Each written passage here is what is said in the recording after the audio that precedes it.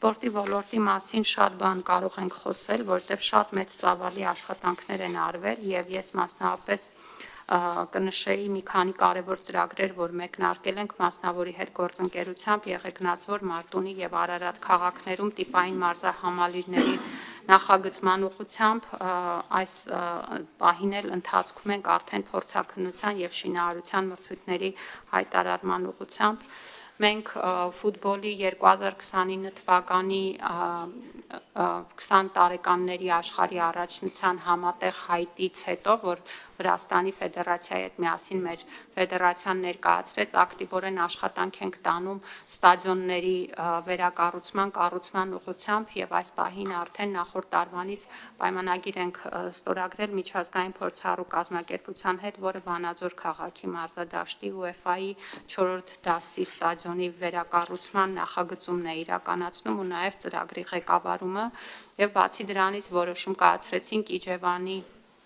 Իջևան համայնքում նաև կառուցել եւս մեկ ստադիոն, երկու ստադիոններն էլ պլանավորվում են առնվազն 10,000 տեղանոց եւ կդառնան մեր երկրում սպորտային ենթակառուցվածքի շատ կարեւոր հանգույցներ, բայց ոչ միայն սպորտային, որովհետեւ դրանք այնպիսի վայրեր են, որտեղ կարելի է կազմակերպել նաև մեծածավալ միջոցառումներ եւ համայնքների կյանքի աշխուժացման, տուրիստական հոսքերի ապահովման եւ տնտեսական զարգացման շատ կարեւոր հիմք պետք է դառնան։ Մասնավորի հետ համագործակցության մեր մյուս կարևոր ուղղությունը երեխաների լողի պարապմունքների ֆինանսավորումն է, մասնավոր ենթակառուցվածքներում եւ պետք է ասեմ, որ 25-ին արդեն շուրջ 200 շահառու ենք ունեցել այս ծրագրում, 26-ին մենք նախատեսում ենք ընդլայնել նաեւ մարզաձևերը, բացի լողավազաններից, հրաձգության, դահուկային սպորտի եւ մի քանի այլ ուղղությունների մասով արդեն իսկ քննարկումները process-ի մեջ են եւ առաջիկայում համապատասխան որոշումների ընդունման կգնանք։ Պետք է ասեմ, որ մենք շարունակել ենք աշխատանքը մասսայական սպորտի զարգացման ուղղությամբ եւ այս ուղղությամբ հատկապես կարևորում են վարչապետի գավաթի մրցաշարերը 5 ուղղություններով նախորդ տարի կազմակերպեցինք, ավելի քան 25,000 մարդ մասնակցեց դրան։ Դպրոցների շուրջ 42%-ը մասնակցել է մրցաշարերից առնվազն մեկին եւ նախորդ տարի առաջին անգամ կազմակերպեցինք բասկետբոլի եւ վոլեյբոլի լիգաները, որոնք շատ մեծ մասնակցություն ունեցան եւ շատ մեծ մասսայականություն են վայելում եւ բնականաբար այդ աշխատանքները կշարունակենք նաեւ այս տարի։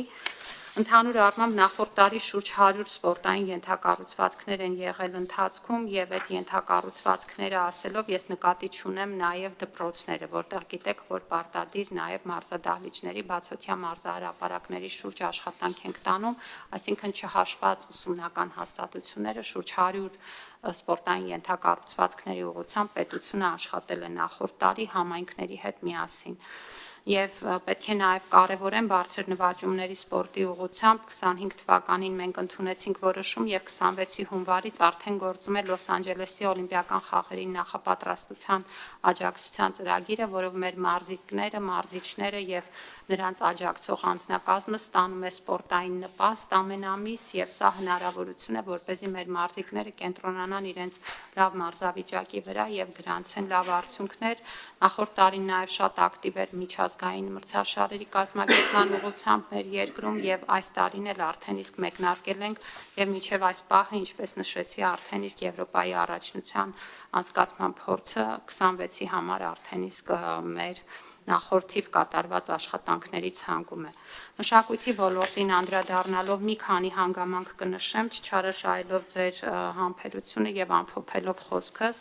մեզ համար շատ կարեւոր է մշակույթի տնտեսականացումը եւ ես կարեւորում եմ, որ մենք տեսնում ենք սեփական եկամուտների աճ մեր բոլոր հաստատություններում այս քաղաքականության արդյունքում թատրոնների սեփական եկամուտները 22 թվականի նկատմամբ աճել է 1.5 անգամ կամ 1.75 միլիարդ դրամով։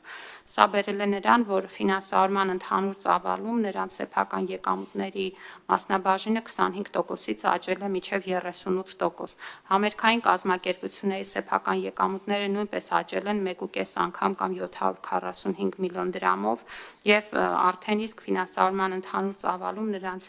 մասնաբաժինը դարձել է 24.5%։ Թանգարանների եկամուտները աճել են 112%-ով եւ սեփական եկամուտների մասնաբաժինը ֆինանսավորման ընդհանուր ծավալում դարձել է 37.9%։ Մենք մեկնարկել ենք թանգարանների հուշանվերային արտադրանքի նոր մի շղթա, որտեղ մասնավորի հետ համագործակցությամբ նաև շրջանառու մի հիմնադրամ ենք ձևավորում, որը շարունակաբար նաև ապահովելու է հուշանվերային արտադրանքի արտադրությունը եւ վաճառքը, դրանով ապահովելով նաև թանգարանների համար սեփական եկամուտների նոր հնարավորություններ։ Կինոյի ներդրումների վերադարձի մեխանիզմներն են հաստատվել եւ չնայած մեխանիզմը գործարկվել է 25 մայիսից կառավարության որոշման ընդունումից հետո արդեն իսկ ունենք ավելի քան 10 հայտ 1.4 միլիարդ դրամ ծավալով, ինչը նշանակում է, որ սա շատ պահանջված մեխանիզմ էր, բայց շատ կարևոր նորություն է, որ 26 թվականի համար նաև մեր բյուջեյով եւ այժմ էլ կառավարության հաստատման փուլում է գտնվում դրամագլխի կարգը եւ սրանով մենք կինոյի ոլորտում ինստիտուցիոնալ շատ կարևոր բարեփոխում ենք արել։ Եթե տարիներ շարունակ կինոյի ոլորտում պետության ֆինանսավորման ընդամենը մի մեխանիզմ կար եւ դա դրամաշնորհային մրցույթներ, այսօր արդեն պետության քաղաքականությամբ ձևավորվել է կինոյի ոլորտի 3 ֆինանսավորման ինստիտուցիոնալ խողովակներ։ Դրամաշնորհային մրցույթը ինչպես որ կար, մրցույթների կանոնակարգը էապես վերանայվել է կինո ոլորտի գործիչների հետ քննարկման արդյունքում, ներդրումների վերադարձը, որը առանձին խողովակ էր եւ ազգային ժողովի հետ գործընկերությամբ ու այստեղ պարոն Գաբրելյան ուզում եմ շնորհակալություն հայտնել, որտեղ մեխանիզմը հնարավոր եղավ գործարկել օրենքի բարեփոխման արդյունքում, որը իրականացվեց ձեր նախաձեռնությամբ եւ այս պահին արդեն նաեւ դրամագլուխը, որը դառնում է երրորդ խողովակը կինոյի ֆինանսավորման եւ այսպիսով կինո ոլորտի աջակցության ձևերի բազմազանություն հնարավորություն է տալիս նաեւ էապես փոխել կինոյի ինդուստրիայի տրամաբանությունը։ Մենք նախորդ տարի շատ կարևոր էր, որ մշակութային արժեքների եւ առարկաների շուկայի ձևավորման նոր մեխանիզմ ընդունեցինք միասին, դա աճուրդների մասին օրենքներ, կարգը նույնպես ընդունվել է կառավարության կողմից, առաջիկայում կարծում եմ արդեն հեղինակավոր աճուրդային տների հետ համագործակցության աշխատանքները կմտնեն իրենց տրամաբանական շղթայի մեջ եւ նաեւ թվայնացման աշխատանքներ ենք ակտիվ իրականացրել մշակութային կրթության ուղղությամբ մեր գործունեությունն եմ ուզում շատ կարևորել շուրջ 310,000 դպրոցականներ պետության բաժանորդային ծրագրի շրջանակներում այցելել են թանգարաններ, թատրոններ, համերգասրահներ եւ պետք է ասեմ, որ դա կազմում է մեր դպրոցներում սովորողների 73%-ը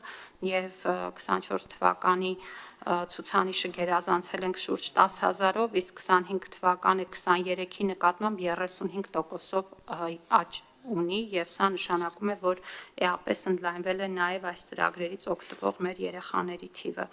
Եվ վերջինը, ինչով կուզեի ամփոփել, ոլորտին կապիտալ բնույթի ծախսերն են, հուշարձանների վերականգնման բյուջեն 31 հուշարձանների է նախորդ տարի ուղղված եղել, մենք հատկացրել ենք 1 միլիարդ 386 միլիոն դրամ, 22 թվականի ցուցանիշը գերազանցել ենք 542%-ով, այս տարի էլ ավելի մեծ բյուջե ունենք հատկացված 1 միլիարդ 673 միլիոն դրամ, աշխատանքները շարունակում ենք տարբեր բնույթի հուշարձաններում, դրանք թե կրոնական բնույթի են, թե նաև բերդեր, ամրոցներ, կամուրջներ, նաև մենք էական ծախսեր ենք իրականացնում, ներդրումներ ենք իրականացնում մշակութային հաստատությունների շենքային գույքային պայմանների եւ միջավայրի բարելավման ուղղությամբ 947 միլիոն դրամ ենք տրամադրել 10 հաստատությունների եւ այս տարի էլ արդեն օրինակ Արամ Խաչատրյան համերգասրահում երգեհոնի վերանորոգման աշխատանքներն ենք մեկնարկում, որի համար պետությունը հատկացրել է ավելի քան 500 միլիոն դրամ, 2 տարվա ընթացքում աշխատանքները պիտի ամփոփվեն եւ իհարկե մեր այս աշխատանքները իրենց մեջ ներառում են նաև մեր մշակութային արժեքների ձեռքբերում ու վերադարձ Հայաստանի Հանրապետություն նախորդ տարի ավելի քան 300 միլիոն դրամ ենք դրան տրամադրել եւ օրերս արդեն մեր հանրությունը կկարողանա տեսնել պետության կողմից ձեռքբերված միջնադարյան եկեղեցու փայտյա դռան փեղկը, ինչպես նաև արշիլ գորգ ու գրաֆիկական աշխատանքը, որոնք կհանգրվանեն պատկերասրահում եւ պատմության թանգարանում։ Ու նաեւ իհարկե ապակենտրոնացման քաղաքականությունը եւ պետք է հիշեցնեմ, որ մեր տարբեր փառատոնները եւ տարբեր միջոցառումներն ու համերգները մարզերում դարձել են մշակութային կյանքի աշխուժացման շատ կարեւոր ցուցիչ, ավելի քան 100,000 մարդու ընդգրկմամբ։ Թերևս այսքանը, շնորհակալություն։